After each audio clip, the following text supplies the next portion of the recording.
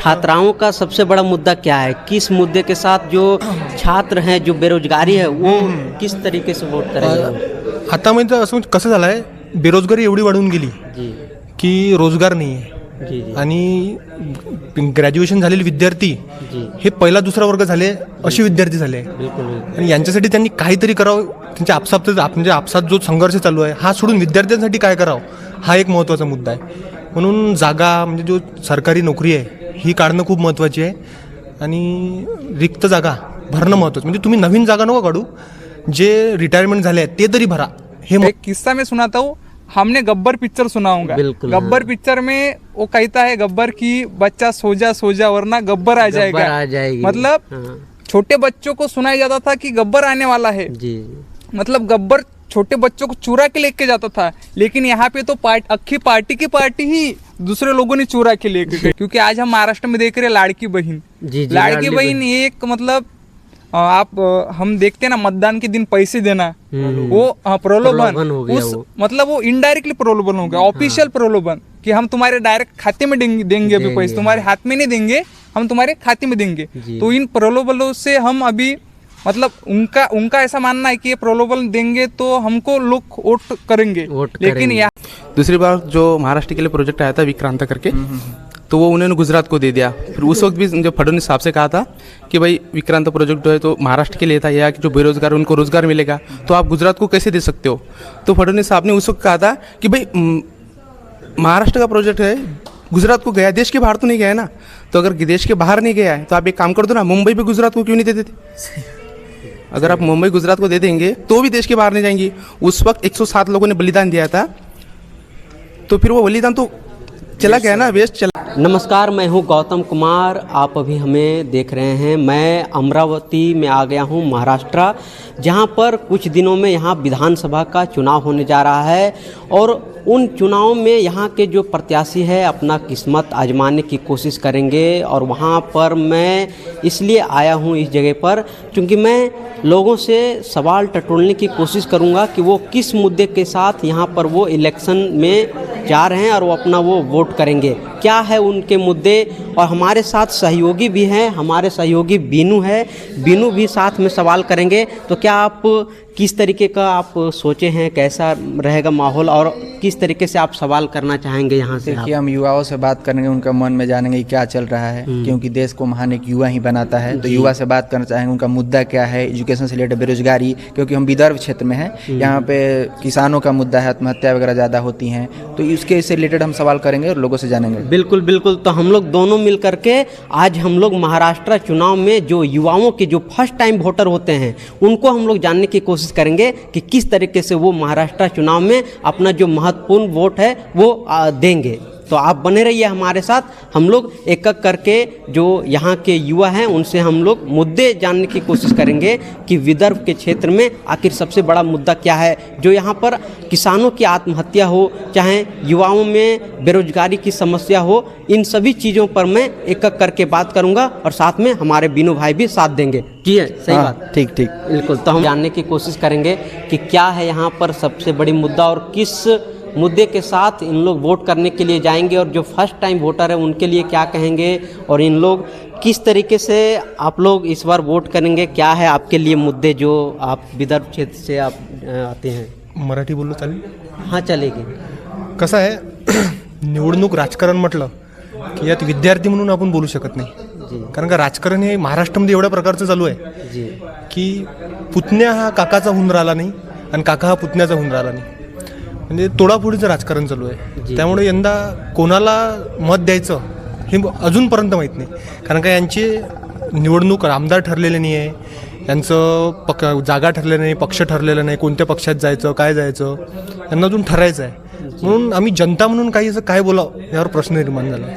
नहीं, यहाँ मैं पूछ रहा हूँ छात्राओं का सबसे बड़ा मुद्दा क्या है. किस मुद्दे के साथ जो छात्र हैं, जो बेरोजगारी है, वो किस तरीके से वोट करेंगे. आता म्हणजे असं कसं झालं आहे, बेरोजगारी एवढी वाढून गेली की रोजगार नाही आहे. आणि ग्रॅज्युएशन झालेले विद्यार्थी हे पहिला दुसरा वर्ग झाले असे विद्यार्थी झाले. आणि यांच्यासाठी त्यांनी काहीतरी करावं. त्यांच्या आपसात जो संघर्ष चालू आहे हा सोडून विद्यार्थ्यांसाठी काय करावं हा एक महत्त्वाचा मुद्दा आहे. म्हणून जागा म्हणजे जो सरकारी नोकरी आहे ही काढणं खूप महत्त्वाची आहे आणि रिक्त जागा भरणं महत्त्वाचं. म्हणजे तुम्ही नवीन जागा नको काढू, जे रिटायरमेंट झाले आहेत ते तरी भरा, हे महत्त्वाचा एक मुद्दा आहे.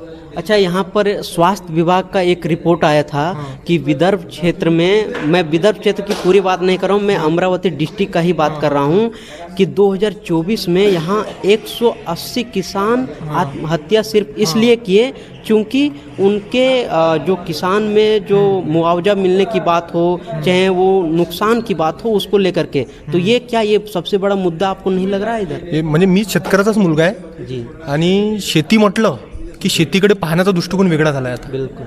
म्हणजे काय आहे, सर्व मुलं म्हणजे जे नवीन जनरेशन ग्रॅज्युएशन झाले विद्यार्थी आहे हे सर्वजण आता नोकरीच्या मागे लागले. हे शेती हा विषय वेगळा झाला आहे, पण जे लोक मुळातच शेती करतात त्यांना शेतीभावाचे भाव नसणे, सोयाबीनला भाव, संत्र्याला भाव, कापूस पराठीला भाव आणि येणारे त्याच्यावर रोग हे पाहून आता सोयाबीनला काय 3,000 रुपये भाव. जी, संतरा जो आपला म्हणजे विदर्भाचा मोर्शी, वो भी महंगा नागपुर का है. संतरा हाँ, बिल्कुल. महंगा था, अब नहीं रहा. अब नहीं रहा. जब पुरा म्हणजे पूर्ण देशात जेव्हा आमच्या संत्रा एक झाला होता ना, एक्सपोर्ट करण्यात होते, तो बंद केला. अच्छा. कशामुळे तर यांच्या आपसातील संघर्ष हा एक खूप महत्त्वाचा मुद्दा आहे आणि त्यामुळे शेतकरी आत्महत्या करा मला असं वाटत आहे, कारण का भाव नाही आहे.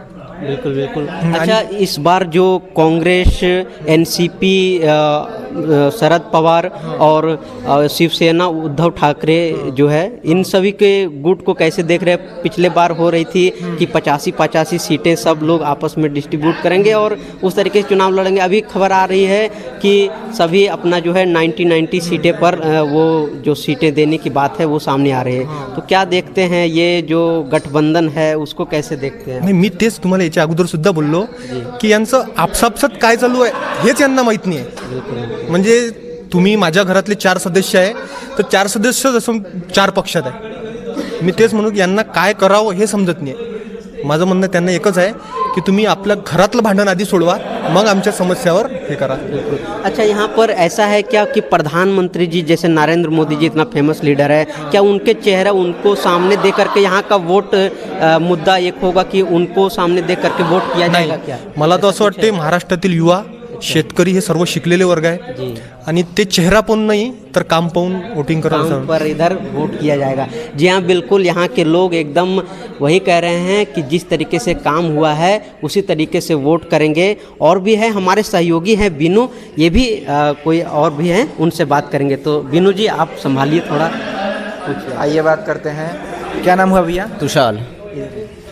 भैया ये बताइए, जो इस बार बजट आया है 2024 का, उसमें लाडली बहन योजना और ये 3 सिलेंडर जो फ्री दे आ रहा है, उसका असर क्या आने वाले विधानसभा चुनाव पे पड़ेगा? इसका डेफिनेटली असर पड़ेगा कि वोट बैंक तो एक तो बढ़ जाएगा. कैसे है, रूरल एरिया में या फिर वो महाराष्ट्र हो, विदर्भ हो या फिर कोई भी हो, जहाँ पैसे की बात आती है, कुछ भी बेनिफिट मिलता है पब्लिक को, तो पब्लिक उसका बेनिफिट वो गवर्नमेंट को देगी.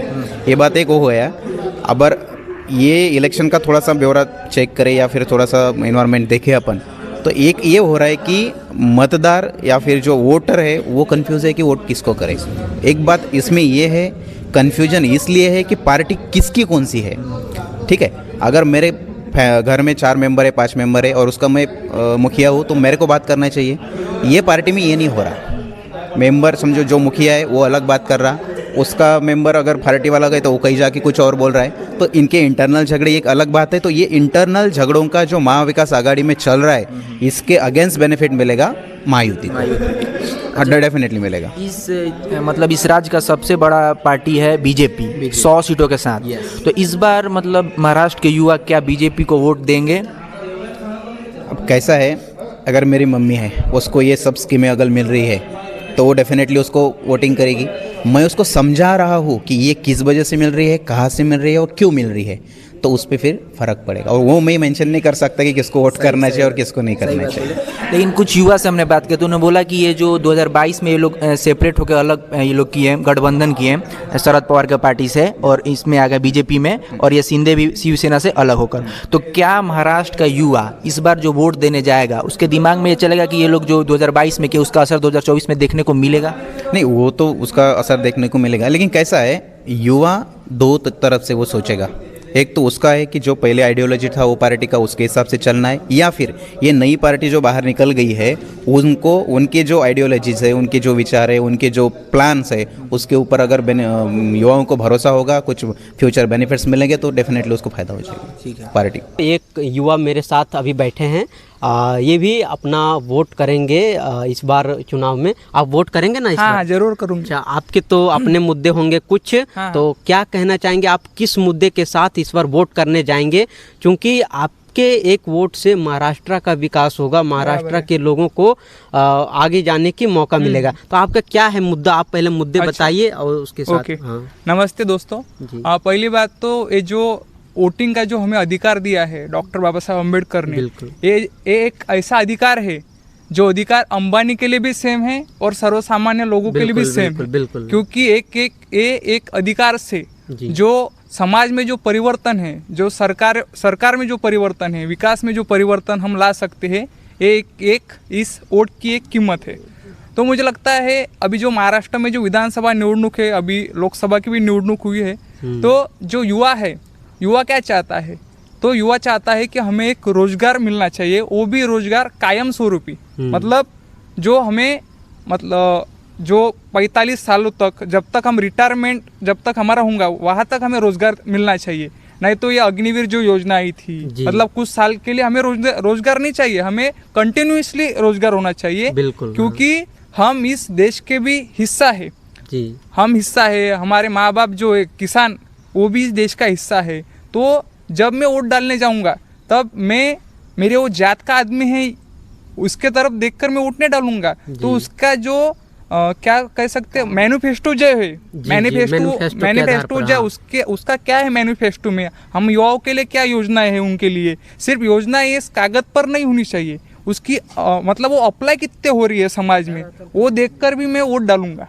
मतलब यहाँ पर काम बोलेगा, नाम नहीं बोलेगा। बराबर, ठीक है, बिल्कुल, है ना। तो जैसा कि आप बोल रहे हैं काम बोलेगा, नाम नहीं बोलेगा, जैसा कि अभी एकनाथ शिंदे जी का जिस तरीके से सरकार रही, यहाँ सरकार गिरती है, बनती है, किस तरीके से वो गठबंधन वाली सरकार को कैसे देखते हो? क्या गठबंधन में रह करके काम किया जा सकता है जो वायदे किए जाते हैं? अभी देखो, ये जो सरकार बनाई गई गुवाहाटी में जाकर, जो आयाराम गयाराम का भी आपने सुना होगा जिक्र, बहुत बार हमारे इतिहास में आया है कि सुबह दूसरे पक्ष में थे और शाम को दूसरे पक्ष में थे। ऐसा ही कुछ महाराष्ट्र की संस्कृति नहीं है, हमने नहीं, ये मतलब राजनीतिक बना दिया। हमारी पैदाइश इस महाराष्ट्र की भूमि में है। हमें देखा है कि ये महाराष्ट्र भूमि छत्रपति शिवाजी महाराज की है, एक संस्कृति, एक विचारधारा इस महाराष्ट्र को है। लेकिन अभी जो फिलहाल में जो देश का वातावरण है, देश के वातावरण में और हमारे महाराष्ट्र का जो वातावरण है, पूरा राजकीय सांस्कृतिक से बहुत अलग, मतलब कमर्शियल हो गया है। राजकारण आज कमर्शियल पार्ट में ज़्यादा हम देख रहे हैं।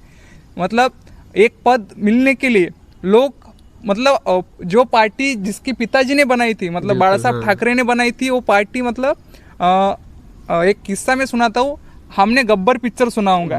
गब्बर पिक्चर में वो कहता है गब्बर की, बच्चा सो जा वरना गब्बर आ जाएगा। मतलब छोटे बच्चों को सुनाया जाता था कि गब्बर आने वाला है, मतलब गब्बर छोटे बच्चों को चुरा के लेके जाता था। लेकिन यहाँ पे तो अक्खी पार्टी की पार्टी ही दूसरे लोगों ने चुरा के लेके गई। अच्छा, आप इनको एकनाथ शिंदे और उद्धव ठाकरे, इन दोनों को कैसे देखते हैं? क्या लगता है इन दोनों के बारे में? मुझे लगता है एक मतदार, मतलब एक पक्ष से कुछ रिलेटेड नहीं है, लेकिन एक मतदार होने के कारण मैं दोनों के ही जो मैनिफेस्टो है पढ़ूंगा। अच्छा। दोनों के मैनिफेस्टो में हम युवाओं के लिए, हमारे माँ बाप किसानों के लिए, महिलाओं के लिए क्या उनकी योजनाएं है वो देखूंगा। क्योंकि आज हम महाराष्ट्र में देख रहे हैं लाड़की बहन, लाड़की बहन एक, मतलब हम देखते हैं ना, मतदान के दिन पैसे देना, वो प्रलोभन उस, मतलब वो इनडायरेक्टली प्रलोभन हो गया, ऑफिशियल प्रलोभन कि हम तुम्हारे डायरेक्ट खाते में देंगे अभी पैसे, तुम्हारे हाथ में नहीं देंगे, हम तुम्हारे खाते में देंगे। तो इन प्रलोभनों से हम अभी, मतलब उनका ऐसा मानना है कि ये प्रलोभन देंगे तो हमको लोग वोट करेंगे। लेकिन यहाँ की युवा बहुत अभी समझदार हो गए हैं, मतदार अभी समझदार हो गए हैं। मतदार क्या करेंगे, तो मतदार पिछले 5 सालों का काम देखेंगे इनका और फिर वोट डालेंगे। अच्छा, ऐसा कुछ है यहाँ पर महाराष्ट्र में कि प्रधानमंत्री नरेंद्र मोदी जी के चेहरे को देख करके वोट दिया जाएगा? नहीं, ऐसा होता तो लोकसभा में काफ़ी भाजपा की यहाँ पे सीटें आती थी, लेकिन सबको जवाब, सबको भाजपा मतलब महाराष्ट्र की जनता ने भाजपा को जवाब दे दिया है। तुम किसका भी चेहरा लाओ, तुम डोनाल्ड ट्रम्प को भी लाओ जी, वो प्रचार करने के लिए, फिर 47 या 1950 वाली जनता नहीं है, 2024 वाली जनता है। इस जनता को पता है कि सही क्या है और गलत क्या है, तो जनता अपना सही जो निर्णय है वो मतदान के दिन चुनाव बिल्कुल बिल्कुल से देगी। आपका यही कहना है कि यहाँ पर काम बोलेगा, नाम नहीं बोलेगा, और केंद्र का मुद्दा यहाँ पर बिल्कुल नहीं है, जो भी है लोकल मुद्दे हैं। और जी हाँ, यहाँ के जितने भी युवाओं से हम लोग बात किए वो साफ समझ में आता है कि यहाँ पर सिर्फ काम बोलेगा, और विदर्भ के क्षेत्र में कौन बड़ा नाम कमाएगा ये तो 20 के बाद ही पता चलेगा। 23 नवंबर को ये पता लग पाएगा कि यहाँ पर विदर्भ के क्षेत्र में कौन आखिर चुनाव के माध्यम से यहाँ राज करेगा। तो आप इसी तरह से बने रहिए। चुनाव के इस दौर में हम आपको इसी तरह से युवाओं के जो मुद्दे हैं वो आपके सामने लाते रहेंगे। आप बने रहिए हमारे साथ। Thank you so much.